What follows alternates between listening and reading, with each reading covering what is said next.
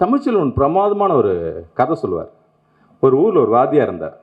வாத்தியார் இருந்தோடனே அவர் வந்து 2 பசங்க இருப்பாங்க. 2 அவரோட பசங்கள்ல ஸ்கூலில் அவர்கிட்ட படிக்கிற பசங்க 2 பேர் இருப்பாங்க. அவருக்கு வந்து அந்த வாத்தியார் ரொம்ப பிடிக்கும். ரொம்ப பிடிச்சி போய் எப்போ பார்த்தாலும் அவர் கூடவே சுற்றிட்டு இருப்பாங்க. ஆனால் அந்த வாத்தியாரை பற்றி அந்த ஊரில் ஒரு பட்ட பேர் ஒன்று வச்சுருப்பாங்க. என்னன்னா, அது திருநெல்வேலி பக்கம் நடக்கிற கதைன்னு வச்சுங்க. அவர் ஒரு பொண்டு சட்டிடா அப்படிங்குவாங்க. பொண்டு சட்டினா பொம்பளைங்க வேலை செய்கிறவர் அப்படின்னு சொல்லுவாங்க. வீட்டில் பார்த்தா அவர் பாத்திரம் விளக்குவார், துணி துவைப்பார். ஊர் முழுக்க அவர் வந்து அவங்க வாத்தியாரா ஒரு பொண்டு சட்டின்னு சொல்லிட்டே இருப்பாங்க. இந்த பசங்களுக்கு ரொம்ப கோபம் வரும். நமக்கு பிடிச்ச வாத்தியார் எப்போ பார்த்தாலும் கிளாஸில் கதை சொல்கிறாரு, அடிக்க மாட்டேங்கிறாரு. அவ்வளோ பிடிச்ச வாத்தியாரை போய் இந்த ஊர்க்காரங்களாம் இப்படி சொல்கிறாங்களே, பட்ட பேர் வச்சு கிண்டல் பண்ணுறாங்களேன்னு அவங்களுக்கு ரொம்ப கோபம் வரும். வந்து ஒரு நாள் அவங்களால அடக்க முடியாமல் நேராக இன்னைக்கு வாத்தியாரை பார்த்து போய் நேராக கேட்டுருண்டா, எப்படா இந்த ஊர்க்காரங்க கேலிக்கு உள்ளார போய் அங்கே போய் மாட்டிக்கிறீங்க சார், இதெல்லாம் செய்யாதீங்க சார்னு சொல்லலாம்னு சொல்லிட்டு நேராக அவங்க வீட்டுக்கு போகிறாங்க.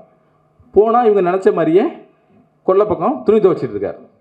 துணி துவைச்சிட்டு இவங்க தலையில் அடிச்சுட்டு போகிறாங்க. சார் செய்யாதீங்க சார் இது மாதிரின்னு. ஏன்டா அப்படி சொல்கிறீங்க? என்னன்னா, உங்களெல்லாம் ஊருக்குள்ளார பொண்டு சட்டின்னு கிண்டல் பண்ணுறாங்க சார், நீங்கள் இப்படி இருக்காங்க சார், இதெல்லாம் தப்பு சார், எங்கள் வீட்டிலலாம் எங்கள் அப்பாலாம் அப்படி செய்ய மாட்டாங்க சார் அப்படின்னு. சரி, அப்போ நான் ஒன்று கேட்குறேன். ஒரு புலிக்கு பசிச்சா என்ன ஆகும்? பசிச்சா என்ன செய்யும்? ஏதாவது மானுங்கன்னா வேட்டையாடி சாப்பிடும். அந்த மானுக்கு பசிச்சுன்னா இங்கே புல்லெல்லாம் எடுத்து சாப்பிடும். ஒரு பசுமாட்டுக்கு பசிச்சுன்னா புல் சாப்பிடுது. அதுக்கு பசிக்கு அது போய் தேடி சாப்பிடுது இல்லையா? இதுதானே இயல்பு. ஆனால் அந்த உலகத்திலேயே ஒரு ஆம்பளைக்கு பசிச்சா என்ன பண்ணுறான்?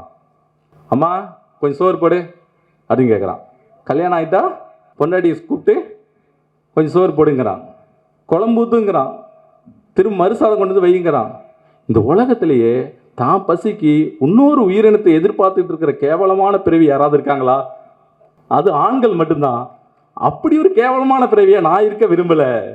அதனால நான் இன்னைக்கு ஒரு நாள் வேலை செய்வேன், என் மனைவி ஒரு நாள் வேலை செய்வாங்க, அடுத்த நாள் நான் வேலை செய்வேன், மறுநாள் வேலை செய்வேன் சொல்கிறேன். இப்போ சொல்லு, இப்போ நான் செய்கிறது சரியா, ஊர்க்காரங்க செய்கிறது சரியா, நான் செய்கிறது தப்பா, ஊர்க்காரங்க செய்கிறது தப்பா அப்படிங்க. சார் ஊர்க்காரங்க செய்கிறது தான் சார் தப்பு.